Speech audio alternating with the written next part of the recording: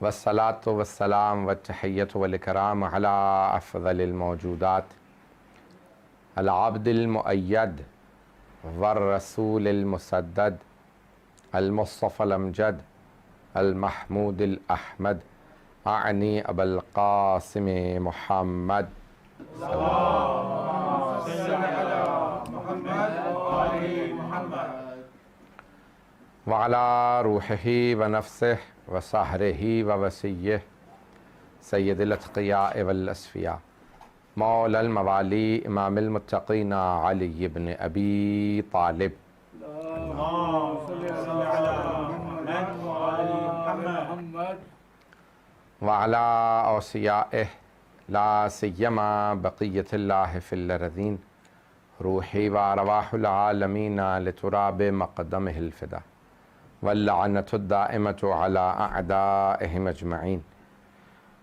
من الآن إلى قيام يوم الدين. أما بعد فقد قال الله الحكيم في كتابه الكريم بسم الله الرحمن الرحيم ادعوني أستجب لكم صدق الله العلي العظيم. صلوات. اللهم صل على محمد وآل محمد. یہ عشرہ مجالس محرم الحرام کا پہلا عشرہ اور 1442 ہجری کی یہ مجالس ہیں جو ہمارے ان ایسٹ لندن کے امام بارگاہوں نے برپا کی، جس میں Imamia mission east London, Sakina trust اور مسلم کونسل آف ایسکس نے مل کے اس عشرہ مجالس کو برپا کیا۔ پینڈیمک کے حالات ہیں، وبا کا دور ہے اور زیادہ تر شاید مومنین آن لائن ہی سن پائیں گے اس سال مجالس، اور ہم ان مجالس کو برپا کر رہے ہیں تاکہ ہم اپنی عقیدت و مودت کا، محبت کا اظہار کر سکیں جناب سید الشہداء کے ساتھ، اور یہ عزاداری جاری رہی ہے، جاری رہے گی اور نہ کبھی رکی ہے نہ کبھی رکے گی۔ جب دربار یزید میں نہ رک سکی تو آج اس عزاداری کو کون روک سکتا ہے؟ جس نے اس پہ پابندی لگائی تھی وہ نہ روک سکا تو یہ عزاداری رکنے والی نہیں ہے، یہ عزاداری ہمیشہ بڑھے گی۔ اور جب صدام جیسے افراد اس عزاداری کو نہ روک سکے، بغداد کے ایوانوں میں نہ رک سکی، یزید کے دربار میں نہ رک سکی، تو آج کیسے رک سکتی ہے؟ چاہے وبا ہو، چاہے کچھ ہو، حالات خراب ہوں گے، لیکن ان حالات جو خراب بھی ہیں تب بھی گھر گھر میں مجلس برپا ہو رہی ہے، اور ہر گھر میں آج مجلس موجود ہے۔ بلکہ میں سمجھتا ہوں کہ جناب زینب کبریٰ کی دعا پوری ہو گئی کہ گھر گھر میں میرے بھائی کی مجلس ہوگی، اور آج گھر گھر میں بھائی جناب زینب کبریٰ کے بھائی کی مجلس موجود ہے۔ اور عزاداری کی مخالفت کرنے والوں کو ہم بتاتے چلیں کہ جو بھی عزاداری کی مخالفت کرتے ہیں یاد رکھیں کہ عزاداری کی مخالفت کرنے والا ہواؤں میں پھٹ کے بکھر جاتا ہے، یہ عزاداری رکتی نہیں ہے۔ آج دنیا گواہ ہے کہ جتنے بھی لوگوں نے عزاداری کی مخالفت کی وہ ختم ہو گئے، عزاداری باقی ہے، کیونکہ یہ عزاداری جناب سید الشہداء سے اللہ سبحانہ و تعالیٰ کا وعدہ ہے کہ حسین آپ کا نام بلند رہے گا، جو بھی اللہ کی خاطر قربانی دیتا ہے۔ تو میں نے جو موضوع لیا عشرے کا، آپ نے آج سے اندازہ لگا لیا ہوگا کہ میں اس عشرے کو دعا کے موضوع پہ پیش کرنا چاہتا ہوں، اور دعا ایک ایسا موضوع ہے کہ جس میں بہت وسعت ہے۔ میں انشاءاللہ تعالی جس قدر ہو سکے گا کوشش کروں گا کہ اس محور ہی کے گرد میرا موضوع گھومتا رہے، اور بہت سے ان امام بارگاہوں کے جو ذمہ داران ہیں، مؤمنین ہیں، بہت سے موضوعات انہوں نے بھی درخواست کیے ہیں۔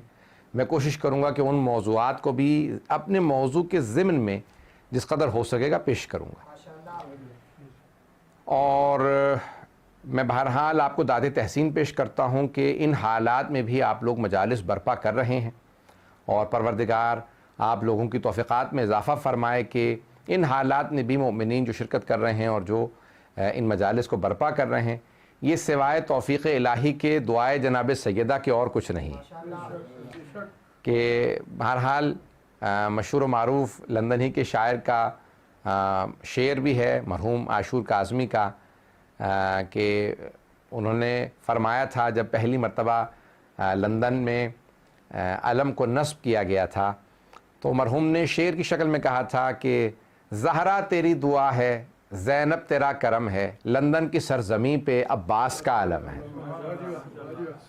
تو یہ آج الحمدللہ عزاداری جاری و ساری ہے. دعا کا ایک ایسا موضوع ہے جس کو میں پیش کروں انشاءاللہ آپ کی خدمت میں کہ اللہ سبحانہ و تعالیٰ نے دعا کے لیے کہا ہے کہ دعا مانگو مجھ سے. اگر سننا چاہیں گے اس موضوع کو پیش کروں تو خداوند متعال نے دعا کے لیے کہا، لیکن بڑے بڑے علماء نے متکلمین اور فلاسفہ نے ایک بحث کی ہے کہ دعا مانگنا انسان مانگتا اس سے ہے جسے ضرورت معلوم نہ ہو. انسان جس سے مانگ رہا ہوتا ہے اسے کہتے بھئی مجھے یہ نہیں چاہیے جو آپ نے دیا، یہ دے دیجئے کیونکہ میری ضرورت یہ ہے. اللہ سے بہتر انسان کی ضرورت کو کون سمجھ سکتا ہے؟ پتہ نہیں بات پہنچ رہی ہے نہیں پہنچ رہی. دیکھیں اللہ سبحانہ و تعالیٰ سے بہتر ہماری ضرورت کو کون جانتا ہے. تو مانگتا انسان اس سے ہے جسے ضرورت معلوم نہ ہو، یا انسان جسے مشورہ دینا چاہتا ہو کبھی میرے لیے یہ بہتر ہے، اور مشورہ بھی گستاخی ہے، ضرورت بتانا جہالت ہے. دونوں اللہ پہ ممکن نہیں ہے، نہ اسے ضرورت بتائی جا سکتی ہے نہ اسے مشورہ دیا جا سکتا ہے. تو پھر مانگنا سمجھ میں نہیں آتا کہ انسان خدا سے کیوں مانگ رہا ہے. تو یہ انسان نہیں مانگ رہا بلکہ خالق خود کہہ رہا ہے ادعونی استجب لکم، مجھ سے مانگو میں تمہیں عطا کروں گا. میں دیکھیں کسی کو ضرورت معلوم نہ ہو یا کوئی جانتا نہ ہو حکمت کیا ہے، اس کے لیے بہتر کیا ہے، یہ تو اللہ پہ ناممکن ہے کہ اسے نہ معلوم ہو. انسان کی اپنے سے زیادہ اس کی بہتری اللہ جانتا ہے. تو اب آئیے ذرا کہ اس نے خود کہہ دیا. پھر ایک اس کے اندر پہلو نہا ہے کہ انسان جب مانگ رہا ہوتا ہے تو کئی مرتبہ جو اس کے لیے مضر ہوتا ہے وہ چیز مانگ رہا ہوتا ہے. جیسے بچہ کہہ دیتا ہے آگ دیکھ رہا ہوتا ہے تو والدین سے کہہ دیتا ہے مجھے آگ دے دیجئے. بچہ آگ مانگنے لگتا ہے، والدین کہتے ہیں نہیں اس کو آگ نہیں دینی. کوئی بھی شے انسان بعض اوقات اپنی نادانی میں مانگ لیتا ہے خدا سے، لیکن خداوند متعال جانتا ہے کیا عطا کرنا ہے کیا عطا نہیں کرنا ہے. تو اب یہ خود عطا کرنا اس کے ہاتھ میں ہے، لیکن اس نے کہہ دیا. دیکھا جائے تو علماء نے فلاسفہ نے بڑی بڑی بحثیں کی ہیں کہ فلسفہ دعا ہے کیا، یہ اللہ نے کیوں کہا ادعونی. تو اس نے کہا کہ دیکھو نہ تم اپنی مصلحت جانتے ہو میں جانتا ہوں، نہ تم اپنی بہتری جانتے ہو میں جانتا ہوں، نہ تم جانتے ہو کہ میں کیا کچھ عطا کر سکتا ہوں، کیا تمہارے جو ہے وہ پہنچ سے باہر ہے کیونکہ اس کی تو ہر چیز قدرت کے اندر ہے. اس کے باوجود بھی وہ اتنا ارحم الراحمین ہے کہ خود سے کہہ رہا ہے مانگو تو صحیح میں عطا کرنا جانتا ہوں. ادعونی استجب لکم. تو اب یہاں پہ مانگنے کا فلسفہ بڑا عجیب و غریب ہے. تو اب اللہ سبحانہ وتعالیٰ نے خود کہہ دیا مانگو اور میں عطا کروں گا. تو پروردگارہ کیا مانگے؟ اب امام رضا علیہ السلام فرماتے ہیں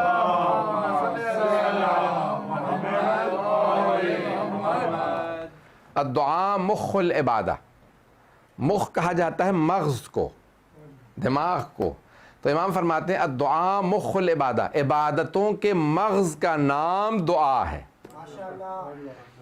اس بات کو نہیں پہنچا پایا ہوں یا نہیں. دیکھیں آپ اخروٹ لیتے ہیں یا بادام لیتے ہیں یا پستے وغیرہ، یہ سب جتنے بھی ان کے اوپر سب پہ چھلکا ہوتا ہے، اور جب اس چھلکے کو اتار دیں تو وہ جو اندر سے آپ کو ڈرائی فروٹ ملتا ہے اسے کہا جاتا ہے اس ڈرائی فروٹ کا یا اس خشک میوے کا مغز.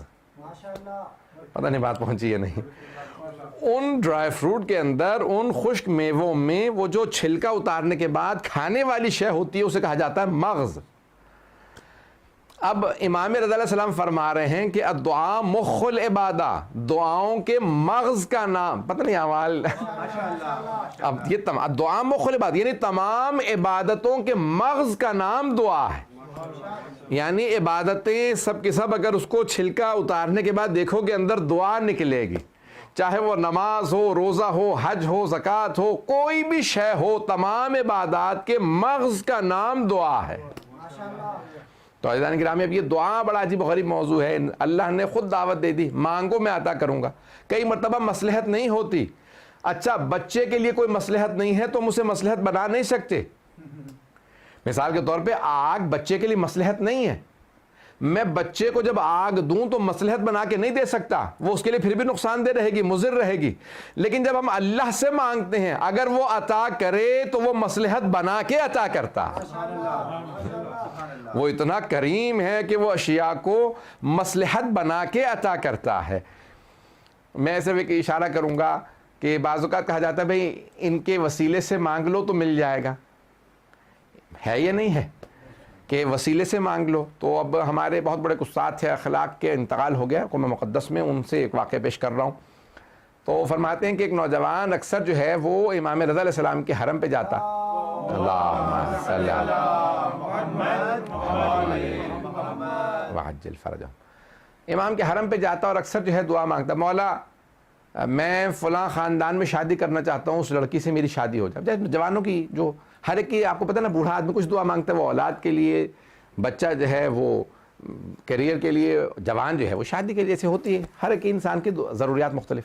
تب جوان ہمیشہ کہتا پروردگارا میری دعا ہو, یہ قبول ہو جائے, میری جگہ شادی ہو جائے. امام کے حرم میں جانے لگا, ہر روز مشہد چلا جاتا, ٹکٹ لیتا, بہت زیادہ, مولا میری یہاں شادی ہو جائے. بہرحال ایک دن ایک باہر نکلا تو دیکھا بزرگ عالم دین آ رہے ہیں. کہا میں نے امام رضا کے حرم میں اتنی دعائیں مانگی ہیں, میری وہاں شادی ہی نہیں ہو رہی. تو کہیں وہ بزرگ عالم دین تھے, انہوں نے کہا تم نے دیکھا ہے مولا کی وہاں قدموں میں آگے ایک چھوٹی سی قبر ہے, باہر نکلنے کے بعد دوسرے صحن میں, دوسرے ایک ہال میں. کہا ہاں شیخ بہائی کی. کہہ لیں گے ہاں شیخ بہائی کی. کہا وہاں جا کے مانگو تو شاید وہاں سے مل جائے. شیخ بہائی بہت, ہمارے شیخ بہاؤالدین عاملی بہت بڑے لبنان کے عالم دین تھے, ایران آ گئے تھے اور حرم سارا انہوں نے ڈیزائن کیا تھا. اب میں تھوڑی سی تفصیل دے دوں ان کی اگر سننا چاہیں. شیخ بہائی ایک عام عالم نہیں ہے, تمام علوم میں ماہر تھے. کشکول بہائی مشہور, ان کی کتاب الکشکول بہت مشہور ہے, بڑے بڑے علماء, اور اس میں بے انتہا مطالب ہے. بہت سی کتابیں ان کی, اور ان کی اعمال کی کتاب مفتاح الفلاح کے نام سے مشہور ہے. بہت کتابیں ان کی, اور بہت قابل عالم, علم جفر وغیرہ کے ماہر تھے. حرم امام رضا انہوں نے ڈیزائن کیا. بادشاہ نے اس زمانے میں کہا کہ بھی یہ حرم ڈیزائن کر دیں, آپ نقشہ اچھا بنا لیتے ہیں. آرکیٹیکٹ بھی تھے, فقیہ بھی تھے, اصولی بھی تھے, مفسر بھی تھے, محدث بھی تھے, ادیب بھی تھے, تمام علوم میں ماہر تھے. شیخ بہاؤالدین عاملی بہت بڑا نام ہے, بہت بڑا نام ہے. اب یہ حوضے والے سمجھ سکتے ہیں. تو ان کے لیے ملتا ہے کہ بھئی وہ گئے, کہیں گے میں جا رہا ہوں, یہ حرم ڈیزائن کر رہے تھے. کہا بھئی یہ صدر دروازہ یہ ہے, یہ مین گیٹ ہوگا, یہاں پہ یہ تعویذ لکھا جائے گا, یہ آیات لکھی جائیں گی, اور جب میں آؤں گا تو مکمل کرنا. بہت بیمار ہو گئے, بہت کچھ ہوا, بہت تفصیل, بہت لمبا واقعہ, کیونکہ شرح میں مختصر رکھنا چاہتا ہوں مجالس سے, کیونکہ آن لائن سننا آسان نہیں ہوتا. بہت اعمال کر رہے تھے. اچانک ایک دن خواب میں دیکھا, کہا کہ بھئی یہ جو تم دروازے پہ لکھ رہے ہو میں اس سے راضی نہیں ہوں. امام رضا علیہ السلام نے کہا میں راضی نہیں ہوں اس بات سے. اگلے دن آئے, کہا بھئی یہ سب نکال دو, سب کچھ, بس یہ آیت لکھنا. کہا کیا معاملہ تھا؟ پہلے آپ نے کہا لکھو, اب کہہ رہے نہ لکھو. کہا میں نے غور سے سنیے گا اس بات کو, میری سب کو, مجھے سارے مجمع کی توجہ چاہیے. مرحوم فرماتے ہیں شیخ بھائی, کہا میں ایک ایسا تعویذ, میں علم جفر کے بہت بڑے علوم میں غریبہ کے ماہر تھے, تعویذ وغیرہ سب کچھ کر لیتے تھے. تو کہا میں ایک ایسا تعویذ لکھ رہا تھا کہ جو بھی حرم کے دروازے پہ آئے, اگر گنہگار ہو تو اندر نہ آ سکے, چلا جائے. کوئی گنہگار اندر ہی نہ آ سکے, ایسا تعویذ لگا رہا تھا کہ اس کا دل مچلنے لگا, چلا جاتا. میں نے ایسا تعویذ لکھا تھا, لیکن امام نے مجھے خواب میں آ کے بتایا کہ میں راضی نہیں ہوں, اگر گنہگار میرے در پہ نہیں آئیں گے تو کہاں جائیں گے؟ پتہ نہیں بات پہنچ رہی ہے نہیں پہنچ رہی. کہ اگر گنہگار میرے در پہ نہیں آئیں گے تو اور کہاں جا کے مانگیں گے؟ کہ خبردار کوئی ایسا کام نہ کرنا کہ یہاں سے گنہگار ویسے باہر سے واپس چلا جائے, میرے حرم میں آنے دو, جو جیسا ہے ہو, جب میرے پاس آ گیا تو میرا ہے, جب وہ گنہگار بھی ہو تو آ جائے. پتہ نہیں بات پہنچ رہی ہے نہیں پہنچ رہی ہے. عزیزان گرامی, اب یہاں پہ شیخ بہائی کا میں جو پیش کر رہا ہوں کہ بہت بزرگ عالم دین, بہت, تو اب وہاں پہ کسی عالم دین نے کہہ دیا اس نوجوان سے, ذہن میں واقع ہے نا جو میں پیش کر رہا تھا, کہ ہم توسل سے مانگتے ہیں, وسیلے سے مانگتے ہیں. تو کہاں شیخ بہائی کا واسطہ دے دو.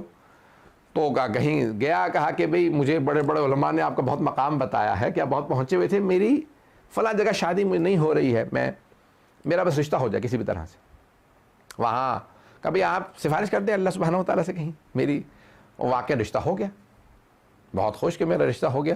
اچانک ایک دن آیا, لڑائی شروع ہوئی, یہ ہوا وہ ہوا, اور ختم ہو گیا رشتہ.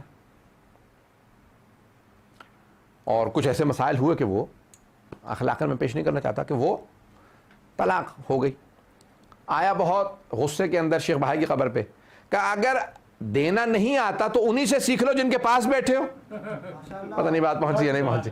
کہ میں اتنے مہینوں سے امام رضا علیہ السلام کے آ رہا تھا ذریعہ مقدس پہ, میری دعا قبول نہیں ہو رہی تھی, مجھے سمجھ میں نہیں آ رہا تھا کیوں دعا قبول نہیں ہو رہی. پتہ نہیں لوگ ہیں یا نہیں. عزیزان گرامی, عطا کرنے والی ہستی کو معلوم ہے کیا عطا کرنا ہے کیا عطا نہیں کرنا. تو اللہ بعض اوقات ہم لوگ بہت زیادہ مولانا کوئی ایسا وظیفہ بتا دیں, کوئی ایسی دعا بتا دیں, کوئی ایسی آیت بتا دیں, کوئی تسبیح بتا دیں کہ جیسے بھی ہو دعا قبول ہو جائے. بھئی جب آپ بہت زیادہ دعا مانگ رہے ہیں ہم اعمال بتا دیتے ہیں, لیکن مصلحت کو اللہ ہی بہتر جانتا ہے. اس لیے انسان جو ہے وہ بس کوشش کرتا رہے اور وہ دعائیں جو قبول نہیں ہوتی ان سے بھی پریشان نہ ہو. اللہ سبحانہ و تعالیٰ ان دعاؤں کا بھی ایک خاص نتیجہ رکھتا ہے, ایک خاص ثواب رکھتا ہے جو انسان نہیں سمجھ سکتا. آج دو پہلو اور پیش کروں گا اس سے پہلے کہ میں آج کی مجلس کو تمام کروں, اگر سننا چاہیں تو دو پہلو اور پیش کرنا چاہتا ہوں آج کی اس مجلس کے حوالے سے. تو ایک ہے کہ انسان جو ہے بعض اوقات سمجھ نہیں پاتا میری دعا قبول کیوں نہیں ہو رہی, اور یہ انسان اور امام ظاہراً امام زین العابدین علیہ الصلوۃ والسلام وعجل فرجہم کی حدیث سے آپ فرماتے ہیں کہ اگر انسان اپنی وہ دعائیں دیکھے جو قبول نہیں ہو رہی, ان کا ثواب دیکھ لے روز قیامت, کہ مرنے کے بعد پوچھے رہے یہ تو سارے میں نے اعمال کیے ہی نہیں تھے, فرشتوں سے کہے گا بھی غلط تو نہیں تم نے دے دیا نامہ اعمال, یہ میرا نہیں ہے, میری تو نیکیاں اتنی تھی نہیں, یہ اتنا ثواب کا, یہ ان دعاؤں کا ثواب ہے جو قبول نہیں ہوئی تھی. وہ دعائیں جو قبول نہیں ہوئی ان کا اتنا ثواب ہے. تو امام فرماتے ہیں کہ روز قیامت بہت سے لوگ اپنی دعاؤں کے ثواب کو, دعائیں جو قبول نہیں ہوئی ان کے ثواب کو دیکھنے کے بعد ایک مرتبہ کہیں گے پروردگارہ تو کوئی دعا قبول نہ کرتا, کوئی دعا قبول نہ کرتا, وہ ہمارے لیے بہتر ہوتا تاکہ ہمیں اتنا اجر و ثواب مل جاتا. پروردگارہ تو نے وہ جو دعائیں قبول نہیں ہوتی ان میں اتنا اجر و ثواب رکھا ہے کہ اتنا اجر و ثواب ہے وہ جو دعائیں قبول نہیں ہوتی. ہم پریشان ہو جاتے ہیں دعا قبول نہیں ہو رہی, کئی مرتبہ اس کی مختلف مصلحتیں ہوتی ہیں. میں آج جو پیش کر رہا تھا ایک پہلو یہ مکمل کر دوں آج تاکہ پھر مجھے آئندہ آسان ہو جائے گا. تو کئی وجوہات ہوتی ہیں کہ دعا قبول نہیں ہو رہی ہوتی. چند میں آج پیش کروں گا, چند میں پھر انشاءاللہ آنے والے دنوں میں آنے والی مجالس میں پیش کروں گا. ایک وجہ وہ کہتے ہیں کہ اگر انسان, ایک حدیث نبوی ہے اور یہ مکارم الاخلاق مرحوم طبرسی کی 700 سال پرانی کتاب ہے, رسول اسلام کی سیرت کے اوپر ہے مکارم الاخلاق. تو اس میں فرماتے ہیں کہ حبیب خدا کی حدیث ہے کہ آپ فرماتے ہیں کہ اگر انسان ایک لقمہ حرام کا کھا لے, ایک لقمہ, پورا کھانا نہیں, صرف ایک لقمہ حرام کا کھا لے تو 40 دن تک دعا قبول نہیں ہوتی. 40 دن تک دعا قبول نہیں ہوتی. اسی لیے اتنی زیادہ تاکید کی گئی ہے کہ جب کھانے لگو تو پاکیزگی کا خیال کر کے کہ اگر خدا نہ کرے ایک بھی نجس چیز چلی جائے کھانے میں تو انسان کی. اب یہاں علماء نے جو بحث کی ہے وہ یہ ہے کہ حدیث تو نبوی یعنی رسول اسلام صلی اللہ علیہ وسلم کی حدیث ہے کہ 40 دن دعا قبول نہیں ہوتی. بحث علماء نے یہ کی ہے کہ کس صورت میں دعا قبول نہیں ہوتی. اس صورت میں جب مجھے معلوم نہیں تھا, یا اس صورت میں کہ جب معلوم تھا. بھئی جب معلوم تھا, مجھے معلوم ہے حرام میں نے کھا لیا, اب دعا قبول نہیں ہوگی. یا نہیں, اس صورت میں بھی قبول نہیں ہوتی جب نہیں معلوم تھا. علماء کہتے ہیں جب معلوم ہو تو گناہ بھی ہے اور اثر بھی ہے. اگر پتا تھا کہ حرام ہے تو گناہ بھی ہے اور اثر بھی ہے, لیکن اگر معلوم نہیں تھا تو گناہ نہیں ہے, اثر ہے. پتہ نہیں بات پہنچی یا نہیں پہنچی. پھر بھی اثر ہے, اور اثر یہ ہے حرام کا کہ انسان کی دعا مستجاب نہیں ہوتی, کیونکہ انسان جب نجس چیز کھا لے یا حرام چیز کھا لے تو وہ فرشتے جو دعا کو اللہ کے پاس لے کے جاتے ہیں وہ اتنے پاک ہیں کہ جب تک انسان کے وہ 40 دن میں شے زائل نہ ہو جائے تب تک دعا لینے آتے ہی نہیں ہیں. پتہ نہیں بات پہنچی یا نہیں پہنچی. وہ جو دعا لینے کے لیے فرشتے آتے ہیں, مجھے نہیں معلوم, میں آپ لوگوں کو بور تو نہیں کر رہا ہوں. تعزیٰ گرامی یہ تمام کی تمام چیزیں. تو پہلی مصلحت کہ انسان اگر حرام کھا لے, اس لیے ہمارے علماء کہتے ہیں کہ جہاں سے انسان گوشت خریدے, جہاں سے انسان اشیاء خریدے, گھر میں پکا, اس لیے باہر زیادہ ہمارے ہاں تاکید کی گئی کہ زیادہ باہر کھانے مت کھاؤ. ہوٹلوں ریسٹورنٹس پہ ادھر ادھر بہت سے لوگوں کو ہوٹلنگ کا بہت زیادہ شوق ہوتا ہے, ان کو برا لگے گا بہت معذرت کے ساتھ. نہیں کھائیں, یہ نہیں کہہ رہا حرام ہے, کھانا جائز ہے, بالکل جائز ہے, لیکن کیوں تاکید کی گئی ہے؟ کہتے ہیں کئی مرتبہ پکانے والا نجس پاک کا خیال نہیں کرتا. جب آپ کی والدہ گھر میں پکائیں گی یا اہلیہ گھر میں پکائیں گی یا کوئی بہن گھر میں پکائیں گی یا کوئی بیٹی گھر میں پکائیں گی تو کیونکہ مومنہ ہے ہاتھ پاک کرنے کا، کھانے کے پاک رکھنے کا ضرور خیال رکھیں گی. اس لیے غذا کا پاک ہونا پہلا باب ہے دعا کی استجابت کا. قبولیت دعا کے پہلے باب کا نام ہے حلال غذا. حلال جب لقمہ کھائیں گے تو خدا ضرور دعا قبول کرے گا. تو پہلی ہے شے جو دعا کے قبول کے باعث بنتی ہے وہ ہے حلال رزق. دوسرا اگر سننا چاہیں یہ ایک پہلو ہے، میں انشاءاللہ وقت میں کوشش کروں گا تمام کروں، کہ دوسرا جو اسی بات سے کہ بھئی کیا کیوں دعا قبول نہیں ہوتی، تو بڑے بڑے بزرگ علماء نے لکھا ہے کہ صلہ رحم جو چھوڑ دے اس کی دعا قبول نہیں ہوتی. جو خونی رشتہ داروں سے قطع تعلق کر لے اس کی دعا قبول نہیں ہوتی. اب خونی رشتہ داروں میں کون کون آ جاتے ہیں؟ میں جلدی گنوا دیتا ہوں. بہت سے لوگ کہہ رہے ہیں کہ میں مولانا کئی مرتبہ میں تو خود ہی خطبے میں نہیں آتا، نمازی میں آتا ہوں. ابھی کیوں؟ کہا کہ خطبے میں آئیں گے تو کوئی کان میں بات پڑ جائے گی، پھر عمل کرنا پڑے گا. تو اس لیے ہم آتے ہی نہیں، خطبے میں صرف نماز پڑھ لیتے ہیں کہ بھئی جمعہ پڑھو، انسان کو خطبہ کون سنے اس کے اندر پھر بے وجہ ان پہ عمل بھی کرنا پڑے گا. تو کہ نہیں، ایسا نہیں ہونا چاہیے. مومن وہ ہے کہ جو چاہتا ہے، قرآن کی آیت ہے کہ یتبعون، یعنی جو احسن قول کو، اچھے قول کو سنیں اور اس پہ عمل کریں. مومن وہ ہوتا ہے کہ جو اچھی بات کو سن کے اس پہ عمل کرنا چاہے. تو اب یہاں ایک مصلحت یہ ہے کہ دعا قبول کیوں نہیں ہوتی اس میں کہ جو خونی رشتہ داروں سے قطع تعلق کر لے. خونی رشتہ داروں میں کون کون آ جاتا ہے؟ سگے بہن بھائی، ماں باپ کے سگے بہن بھائی یعنی ماموں، خالہ، پھپھی، چچا، یہ سب خونی رشتہ داروں میں ہیں. اور ان کے بچے. اب یہ خونی رشتہ داروں میں ہیں، کہتے ہیں کہ وہ اتنے زیادہ ہو گئی ہے، تو یہ سب خونی رشتہ دار ہیں کہ ان سے قطع تعلق نہ کریں. ہمارے ایک استاد کہا کرتے تھے کہ اگر تم نے خاندان والوں سے قطع تعلق کر رکھا ہے تو ہمارے اعمال میں نہ آنا، تمہاری وجہ سے ہماری بھی عبادات قبول نہیں ہوں گی. وہ کہتے ہیں کہ یہاں تک ہے کہ اگر دست جمعی انسان، دعا قبول ہونے کی بھی میں انشاءاللہ پیش کروں گا کہ کیسے دعا قبول ہوتی ہے، لیکن وہ کہتے ہیں کہ بہت بڑا بھی مومنوں کا مجمع ہو تب بھی دعا قبول نہیں ہوتی اگر اس میں قطع رحم والے بیٹھے ہوئے ہوں. اس لیے ہمارے استاد کہتے تھے کہ بھئی آپ بے شک نہ آئیں ہمارے اعمال میں بھی، تاکہ ہماری تو کم از کم اعمال قبول ہو جائیں. تو آپ کی وجہ سے ہماری بھی دعائیں قبول نہیں ہوں گی، ہمارے اعمال بھی قبول نہیں ہوں گے. اب آپ کہیں گے بھئی ارے سب کو گنوا دیا، ماں باپ کو نہیں گنوایا. میں نے جان بوجھ کے ماں باپ کا نام نہیں لیا تھا. میں نے کہا چچا، پھپھی، خالہ، ماموں، سگے بہن بھائی اور ان کے بچے، اور چچا اور جو چچا وغیرہ ہیں ان کے بچے. والدین کو الگ سے، وہ خونی رشتہ داروں میں نہیں، وہ ذوی الحقوق کے اندر سر فہرست ہیں کہ کہتے ہیں سب سے زیادہ ہماری گردنوں پہ حق ہے اللہ، رسول اور امام کے بعد تو ہمارے ماں باپ کا. سب سے زیادہ حق اللہ، کیونکہ البتہ اللہ، رسول اور امام کے بعد، کیونکہ اگر امام سے ان کی بات ٹکرا جائے تو اللہ نے قرآن کریم میں کہا فلا تطیعہما، تو ماں باپ کی اطاعت نہ کرنا. لیکن کہیں نہیں آیا کہ نبی کی اطاعت نہ کرنا، امام کی اطاعت نہ کرنا. ہر حالت میں اللہ کی، نبی کی اور امام کی اطاعت کرنی ہے. کہیں نہیں انسان کہہ سکتا بھئی یہاں پہ میں معاذ اللہ امام کی اطاعت سے خارج ہوں. کسی بھی جگہ انسان خارج نہیں ہے. آپ جب بھی کچھ بھی کر رہے ہیں تو ہر جگہ پہ امام کی اطاعت ضروری ہے. لیکن کہیں ایسا ہو سکتا ہے کہ ماں باپ کی اطاعت نہ ہو، جہاں پہ بھی اللہ، رسول اور امام کے حکم سے ٹکرا جائے تو وہاں ان کی اطاعت نہیں کی جائے گی. پتہ نہیں بات پہنچی یا نہیں پہنچی. مثال کے طور پہ ماں باپ کہتے ہیں نماز نہ پڑھو، یہ نہیں چھوڑ سکتے نماز، چاہے والدین کہہ دیں، کیونکہ اللہ کے حکم سے ٹکرا رہی ہے بات. نبی کے حکم سے یا امام کے حکم سے ٹکرائے تو پھر ماں باپ کی اطاعت واجب نہیں ہے. اطاعت واجب نہیں ہے لیکن گستاخی پھر بھی نہیں کر سکتے، گستاخی پھر بھی نہیں کر سکتے. تو اب ماں باپ ذوی الحقوق کے اندر آ جاتے ہیں، تو جن سے انسان اگر قطع تعلق کر لے تو دعا قبول نہیں ہوتی. میں جلد سے ایک روایت سنا دوں اگر سننا چاہیں. موضوع میرا یہی رہے گا، میں نے لے لیا تو اب یہ مجالس جو ہیں آپ 10 دن برداشت کیجیے گا. تو برائے خوشنودی محمد و آل محمد آواز بلند صلوات.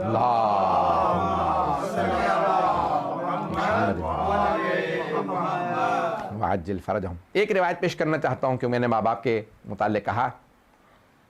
شیخ عباس قمی نے اس کو منازل الاخرہ ان کی کتاب ہے، وہاں درج فرمایا فرماتے ہیں کہ صحابہ آئے کہا یا رسول اللہ آپ کے ایک جوان صحابی, جوان کچھ نے کہا جو انڈر 30 ہوں اسے جوان کہا جاتا ہے, کچھ نے کہا نہیں انڈر 40 کو بھی جوان ہی کہتے ہیں. بہرحال کیونکہ جوان 40 کے بعد پھر انسان پختہ ہو جاتا ہے, تو بہرحال اب میں اس سے بحث نہیں کر رہا, کوئی یہ بحث نہ کرے میں ابھی جوان ہوں, آپ نے کیسے کہہ دی 40 سے پہلے, یہ کیا, یہ 40 کے بعد والا جوان نہیں, جوان سبھی ہیں انشاءاللہ, جب تک کہ اللہ نے تو اصحاب کہف کو بھی کہا فتیا انہم فتیا, وہ جوان تھے جبکہ بوڑھے تھے, سب نے لکھا بوڑھے تھے.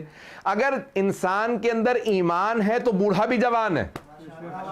حضرت حبیب ابن مظاہر 80-90 برس کے ہیں لیکن پھر بھی جوان ہیں, اور اگر کوئی جوان ہو اور بے ایمان ہو پھر بھی بوڑھا ہے, تو اس لیے ایمان شرط ہے. تو اب بہرحال کہا جوان صحابی لیکن بظاہر جوان تھے, یعنی 30 کے آس پاس. کہا یا رسول اللہ وہ انتقال کر رہے ہیں, ان کی روح نہیں نکل رہی, روایت بڑی سخت ہے.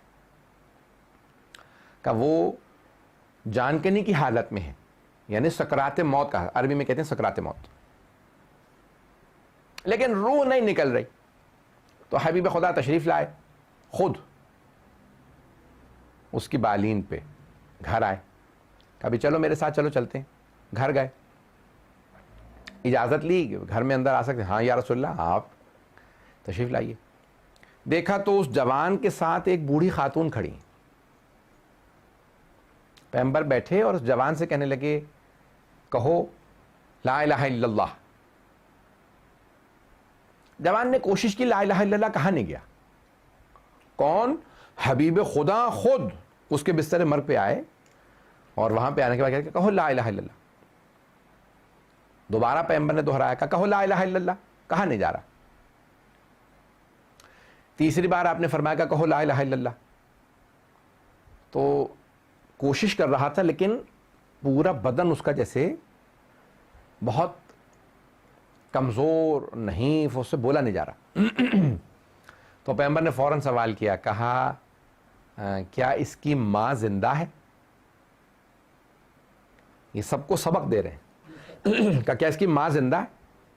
اس خاتون نے, بوڑھی خاتون نے کہا ہاں میں اس کی ماں ہوں. کہا کیا آپ ناراض ہیں اس سے؟ کہا ہاں میں ناراض ہوں.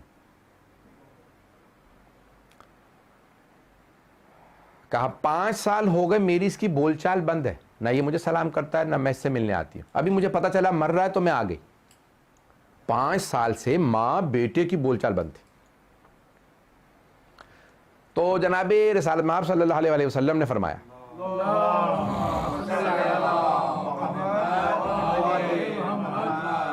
بس اسی پہ تمام کروں گا, باقی انشاءاللہ کل. فرمایا کہ کیونکہ آپ ماں سے کہہ رہے ہیں رسول خدا, اور کون موجود ہے لا الہ الا اللہ پڑھانے کے لیے؟ خود رسول خدا. کہا کیونکہ آپ راضی نہیں ہیں, اس کی روح نکلنے میں تکلیف ہو رہی ہے, اس کی روح نہیں نکل رہی, آپ اسے معاف کر دیں.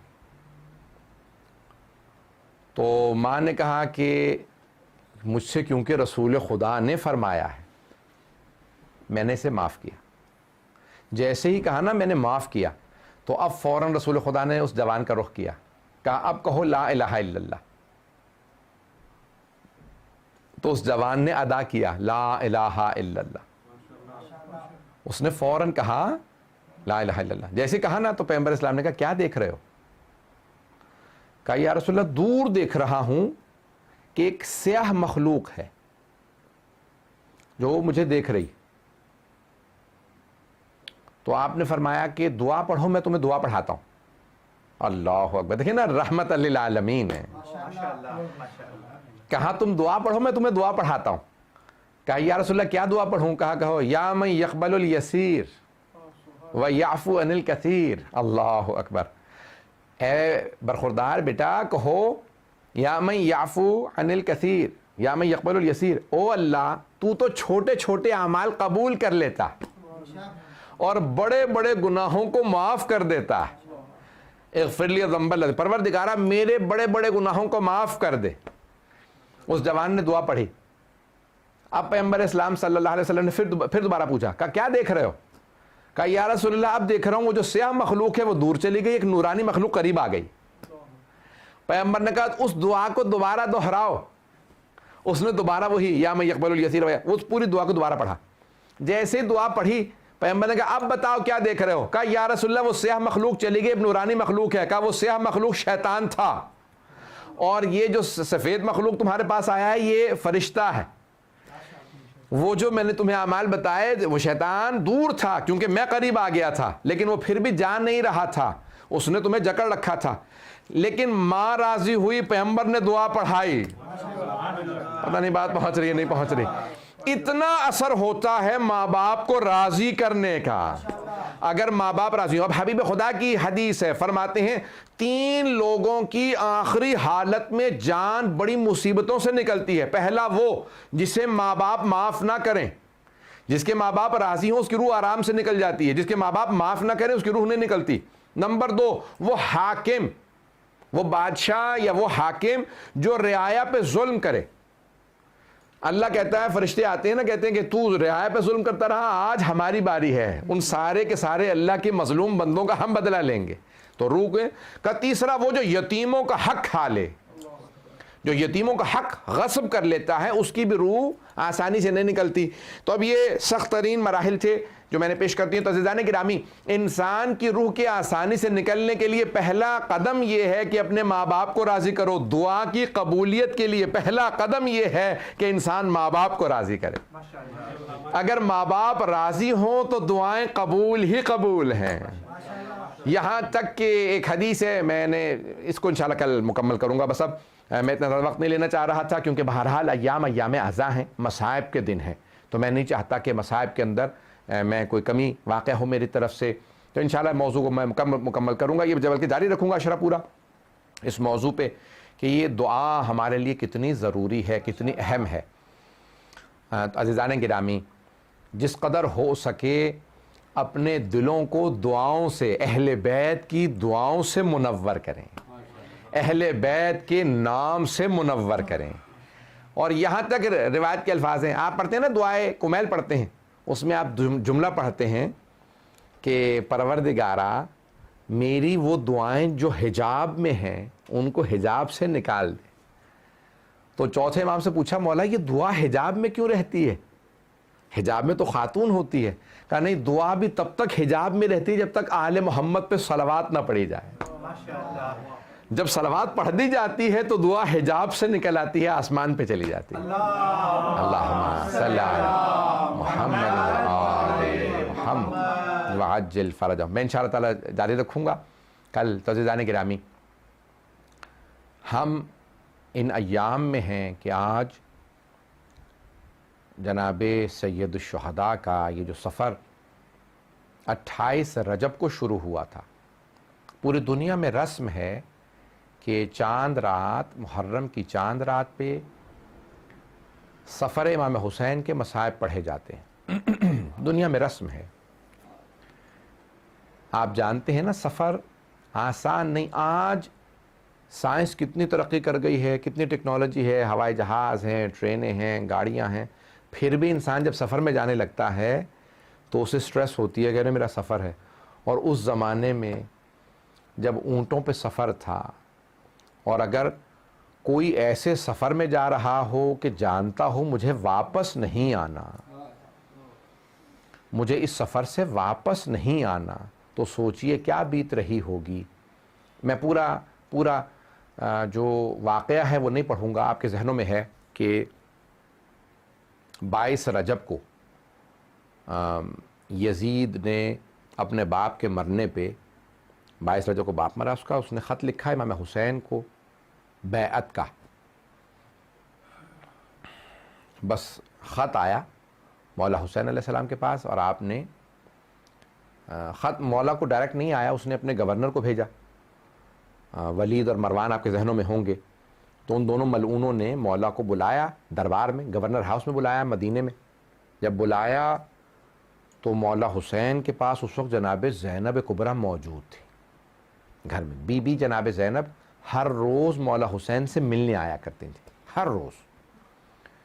تو جیسے ہی وہ در پہ آیا کہ آپ کو حاکم نے بلایا ہے, والی مدینہ نے بلایا ہے, تو مولا جناب زینب کے ساتھ تشریف فرما تھے. تو کہا کہ بھئی ٹھیک ہے چلتا ہوں, مجھے حاکم نے بلایا. تو جناب زینب تڑپنے لگی, کہ نہیں بھائیا ان سے مت ملیے, یہ ہم سے کبھی مخلص نہیں رہے، یہ آپ کو کہیں بلا کے دھوکہ نہ دیں، یہ آپ کو کہیں زہر نہ دے دیں۔ مولا حسن، ہمارے بھائی حسن کو بھی زہر دے دیا تھا، کئی مرتبہ زہر دیا، آخری مرتبہ میں شہادت ہوئی، لیکن زہر کئی مرتبہ دیا تھا۔ تو مولا حسین نے کہا نہیں بہن، گھبرانے کی ضرورت نہیں ہے، میری شہادت کی جگہ کربلا ہے، مدینے میں نہیں، آپ مطمئن رہیے، یہاں میری شہادت نہیں۔ اب اتنی محبت تھی کہ پھر بھی آواز دی۔ جناب زینب کبریٰ نے کہا عباس، علی اکبر، اون محمد، قاسم، عبداللہ، سب کو، بھتیجوں کو اپنے اور اپنے بیٹوں کو، سب کو آواز دی، کہا کہ میرا بھائی گورنر کے پاس جا رہا ہے، اس نے بلایا ہے، آپ سب ساتھ جائیں۔ آپ کے ذہنوں میں ہے کہ جناب سید الشہداء جب آئے تو انہوں نے کہا کہ بھئی یہ آپ کے ساتھ کوئی اندر نہیں آ سکتا، دروازے پہ روک دیں۔ تو جناب عباس نے مولا حسین کو دیکھا، یعنی آپ کا جو حکم ہم تابع ہیں، اگر آپ کہیں تو ہم رک جائیں، نہیں تو ہم ساتھ آ جائیں گے۔ مولا حسین علیہ السلام نے کہا نہیں عباس، آپ دروازے پہ رک جائیں، لیکن اگر میری آواز بلند ہو تو آپ اندر آ جائیے گا۔ اب جناب عباس علیہ السلام دروازے پہ کھڑے ہیں، انہوں نے فوراً دروازہ اندر سے بند کر دیا، اور ولید جو ہے اس نے، وہ ظاہراً وضو کر رہا تھا، اور مروان نے کہا کہ بڑی بری خبر آئی ہے شام سے، خلیفہ کا انتقال ہو گیا، اور نئے خلیفہ یزید ابن معاویہ ہیں، اور اس نے آپ سے بیعت مانگی ہے، یعنی اس نے اپنے انداز سے کہا۔ مولا حسین علیہ السلام نے کہا کہ بھئی اگر یہ اچھی چیز ہے بیعت مانگنا، تو تم مجھ سے تنہائی میں بیعت کیوں مانگ رہے ہو؟ کل مدینے میں مسجد نبوی میں سارے مجمع کے سامنے مجھ سے بیعت مانگنا، میں وہاں جواب دوں گا، یہ تنہائی میں چھپ کے دروازے بند کر کے بیعت کیوں مانگ رہے ہو؟ کہ نہیں حسین یہاں خاموشی سے بیعت کر لیجئے، آپ کے لیے بھی مسئلہ ہوگا بیعت کا، ہم جانتے ہیں آپ بیعت نہیں کرنا چاہتے، یہاں خاموشی سے بیعت۔ مولا نے کہا نہیں، میں یہاں جواب بھی نہیں دوں گا، نہ بیعت کروں گا نہ ہی جواب دوں گا، جواب میں مجمع میں دوں گا، تم مجمع میں مجھ سے سوال کرو، سارے لوگوں کے سامنے کہو کہ بیعت کرو، میں وہاں جواب دوں گا۔ اتنے میں اس نے ہاتھ کا اشارہ کیا کہ مولا کی، یعنی میں مولا کہہ رہا ہوں، مروان و ولید میں آپس میں اشارہ کنائے میں بات ہوئی، اور اسی طرح سے آج تک وضو میں باقی ہے ان کے، انہوں نے کہا ایسے اشارہ کیا کہ گردن اتار دو، حسین ابھی تنہا ہیں، اکیلے ہیں، ہمارے سارے فوجی یہاں موجود ہیں، حسین کی یہیں گردن اتار دو، یہ بیعت نہیں کریں گے، ان کے نہ باپ نے بیعت کی نہ بھائی نے، یہ مانیں گے نہیں، یہ گردن اتار دو۔ بس یہ جملہ کہنا تھا کہ علی کا خون تھے جناب سید الشہداء، بلند آواز سے کہا یا ابن الزرقاء انت تقتلنی ام ہوا، اس کو ماں کے نام سے بلایا، کہا کہ وہ نیلی آنکھوں والی کے بیٹے، کیا تم میرا قتل کرے گا یا یہ میرا قتل کرے گا؟ بس اونچی آواز سے بات کی کہ تم مجھے دھمکا رہے ہو، یہ میرے نانا کا شہر ہے۔ بس جیسے اونچی آواز سے بات کرنا تھی، جناب عباس کو آواز محسوس ہوئی کہ جناب سید الشہداء اونچی آواز سے بات کر رہے ہیں، تو آپ نے دروازہ کھولنا چاہا، دیکھا دروازہ اندر سے بند ہے۔ گورنر ہاؤس کے آپ جانتے ہیں دروازے بڑے بڑے، اس زمانے میں بڑے بڑے دروازے تھے، دروازہ بند تھا۔ جناب عباس نے تلوار کو کھینچا اور اپنے کاندھے سے پوری زور سے طاقت سے آپ نے دروازے کو دھکیلا، دوسری دفعہ جو آپ نے دروازے کو اپنا کاندھا مارا، دروازہ گر گیا۔ جناب عباس نے باقاعدہ لات ماری، دروازہ گراتے ہوئے فوراً تیزی سے اندر آئے، تلواریں کھینچی، اور جناب سید الشہداء سے کہا مولا حکم کیا ہے آپ کا، ان میں سے کسی کی گردن اتارنی ہے۔ تو جناب سید الشہداء نے کاندھے پہ ہاتھ رکھا، کہا کہ بھیا عباس میرے بھائی، یہ نانا کا شہر مدینہ ہے، ہم یہاں خون نہیں بہانا چاہتے، تلواریں واپس رکھ لیجئے۔ روایت کے الفاظ ہیں 18 جوانان بنی ہاشم مولا کے ساتھ تھے، دربار میں بس آواز بلند ہوئی جناب سید الشہداء کی، سب نے تلواریں کھینچ لی، کہا کہ مولا ہم آپ کے حکم سے ان سب کے سر قلم کر دیں گے۔ تو جناب سید الشہداء نے کہا نہیں عباس، تلواریں نیام میں رکھ لو، نانا کا شہر مدینہ ہے۔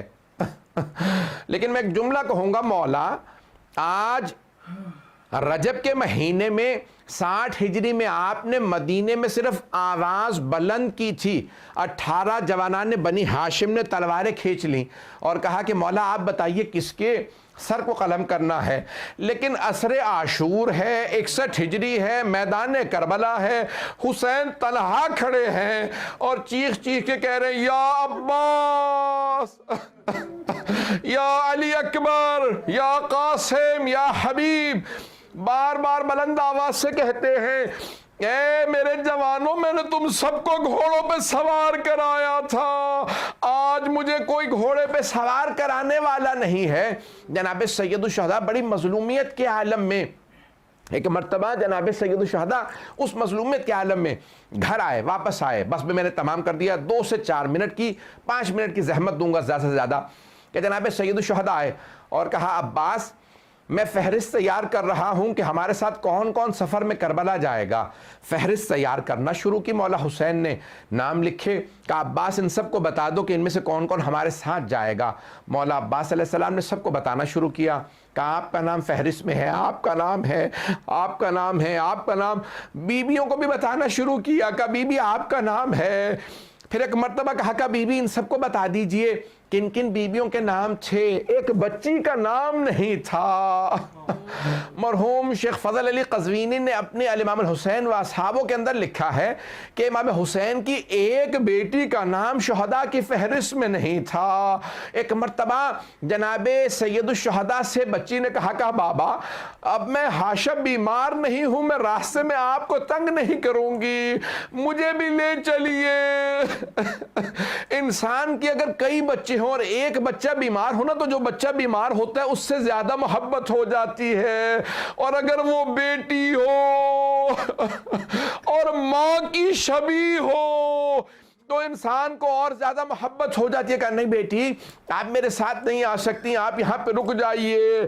مولا حسین نے سب کو نام بتا دیے۔ ایک مرتبہ عماریاں تیار ہیں، سب کو لے جانا ہے، کل میں انشاءاللہ مصائب مکمل کروں گا۔ تو سید الشہداء نے سب کو بلایا، کہا سب کے سب میرے ساتھ چلیں گے۔ تو ایک مرتبہ بی بی نے ایک جملہ کہا، جناب فاطمہ صغریٰ نے، بعض لوگوں نے اعتراض کیا ہے کہ نہیں تھی، لیکن جب سے میں نے مرحوم فضل علی قزوینی کی پوری تحقیق پڑھی ہے میں وہاں سے پیش کر رہا ہوں۔ تو ایک جملہ عجیب و غریب مرحوم نے لکھا ہے، وہ کہتے ہیں کہ ایک مرتبہ جناب فاطمہ صغریٰ نے کہا بابا جان آپ مجھے لے جا نہیں رہے، کوئی بات نہیں، میں آپ سے شکوہ نہیں کروں گی، لیکن 2 باتوں کی تمنا ہے، جب آپ اپنے علی اکبر کی شادی کیجئے گا تو مجھے بلا لیجئے گا، اور اگر ہو سکے تو علی اصغر کو میرے پاس چھوڑ جائیے، میرا دل بہل جایا کرے گا، میں اپنے بھائی کو کھلایا کروں گی، میں اپنے بھائی کے ساتھ بہت زیادہ محبت کرتی ہوں۔ اب سب علماء نے یہ جملہ آپ نے ممبروں سے ہزاروں مرتبہ سنا ہوگا، لیکن آخری مرتبہ مجھ سے بھی سن لیجئے اس محرم کے لیے۔ پروردگار آپ کو لمبی زندگی دے، آپ مجالس کرتے رہے۔